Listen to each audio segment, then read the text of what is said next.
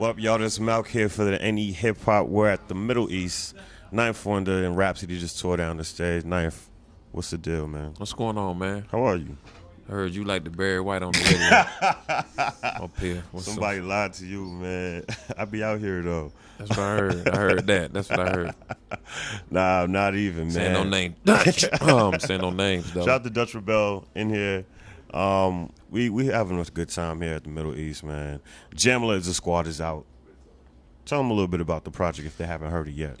Man, Jamla's a squad.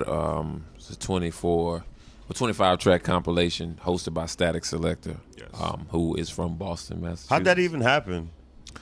Statik is a good friend of mine. Outside of of music, it's hard to find good people in this game. It's hard to find, people that's genuine. And it's hard to find people on that level. Once you get to a certain level, it starts to get less and less people that believe in the sound we make. Right. Statik is one of the ones that still believe in the sound that we make. So I wanted somebody that, that can host it, that was a DJ as well as a producer. Right. And, he was perfect for it, man, and he killed it. Yeah. So I wanted somebody to do that because, I fell in love with sound bombing when I first heard it. Right. And so I wanted something that will remind you of, sound bombing. Yeah. And the whole thing. And Statik killed it, man. He killed it, dog. Like, I listened to it like I had nothing to do with it. And that's the best way. That's the best way to listen to your music. Listen to it like you had nothing to do with it. What's one of your beats that you go back and be like, damn, this is amazing. That I made? Yeah.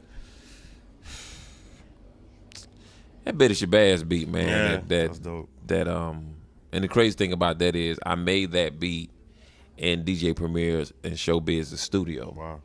And Premier I asked him for some records. I said, Mr. Records, make some beats. And he just reached down and just gave me some records like that. And so he said, take that. And I ain't questioning it. So I went down to Showbiz room and I made the beat on Showbiz MPC. That's crazy. 2500. And I had Showbiz for some drums because I ain't have nothing. I said, I just need to make something. And I made one, it was okay.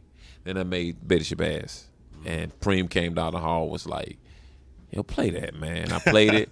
He was like, man, you made it off that record? I said, yeah, I made it off that record. He said, man, damn. So Betty Shabazz is probably, I really like that beat. That's that record. I guess, how you pick all the talent? Like, how do you decide you want to work with somebody? Well, as far as Jamla's concerned, like I'm a big fan of. I'm a big sports head. I'm probably a bigger sports head than I am a music fan. And I just believe, especially college basketball. Right.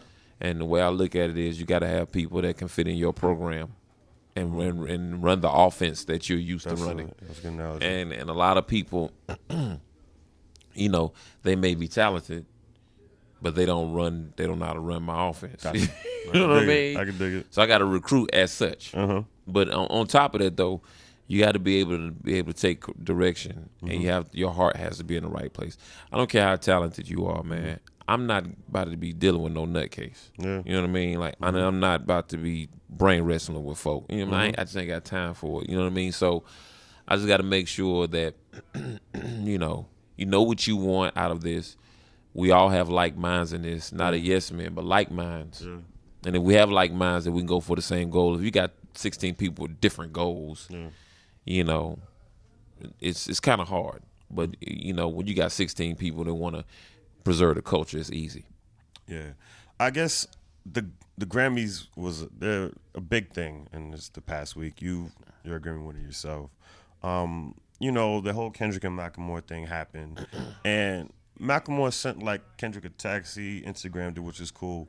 Have you ever had a situation where you wanted to make sure you reached out and, comforted somebody or just tried to reach out as a genuine thing, but it got taken as something completely different? Well, I mean, people are going to talk, man. You know what I mean? If you really look at the situation, Macklemore and Kendrick are they're acquaintances or friends. Right. You know what I mean? That's number one. Number two, a lot of people think what Macklemore did was kind of like, oh, that was weak. He's, when has it been ever? It's sad we live in a world when it's been called weak to reach out to somebody and say that. You know what I mean? You know, he's a kid from the Pacific Northwest. If you ever been to Pacific Northwest, that's how they get down. You know what I mean? Like, that's how they get down. Especially he close to Vancouver. That's how they really get down.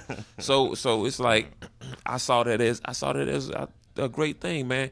We can't blame that man for winning that. You know what I mean? Like, we can't blame him for doing that, man. Like, we can't call him no gimmick. We can't call him none of that. Whether we like the music or not, he made a song about going to the thrift store. Who thought that was going to bang? It banged. You know what I mean? And he tapped into an audience that a lot of us hip-hoppers don't tap into, and that's the soccer mom crowd. Yeah. And when I went to the Macklemore show, that's all that was there. Soccer moms. We looked in the crowd, we was like, what? Like, it was nuts. But the flip side of that is he had Big Crit and Kweli on tour with him. Right.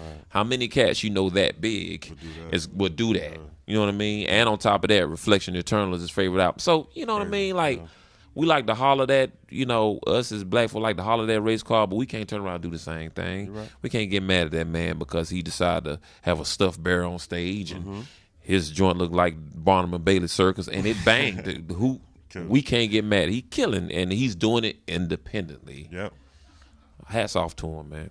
So what would I want to see what your action would be if you pulled up at the grocery store and you see a soccer mom blasting some Lil Brother beats, some maybe Threats, Jay-Z. What would your reaction be to that? I mean, you know, some soccer moms, man, they blast that. You know what I mean?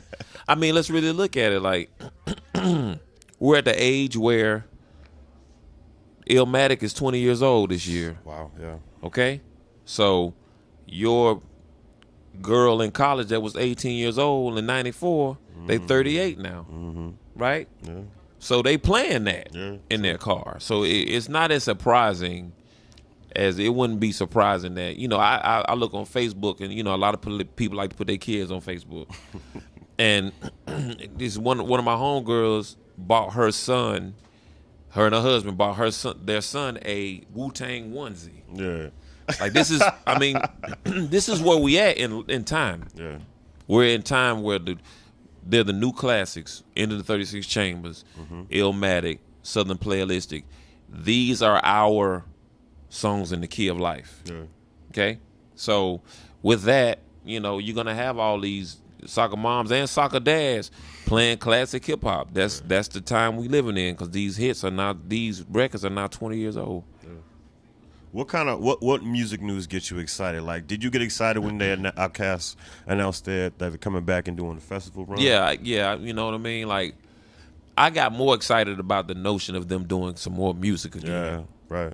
You know, them touring is one thing, but knowing they get back in the studio, the way they have progressed both as MCs, especially 3000. Like, come on.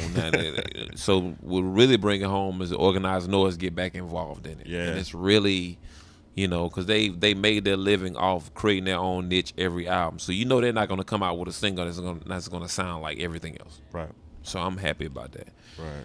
And my last question is, what are you most excited for in 2014? Just the success of Jamla. Yeah. Especially... You know, we've been grinding at this for a while. Not for a while, but, you know, sometimes as an artist, you want to see the light at the end of the tunnel. Yeah.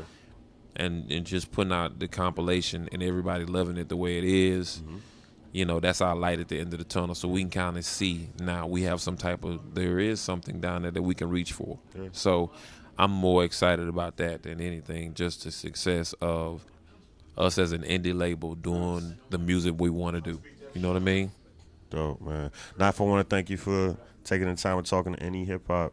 No doubt. Jamla is the squad. Always. You know what it is. Peace, y'all. Peace. One time for your mind, man. It's your man, Knife Wonder, man, representing the Jamla squad. Jamla is a squad. You're checking out NEHip-Hop, all right? Peace.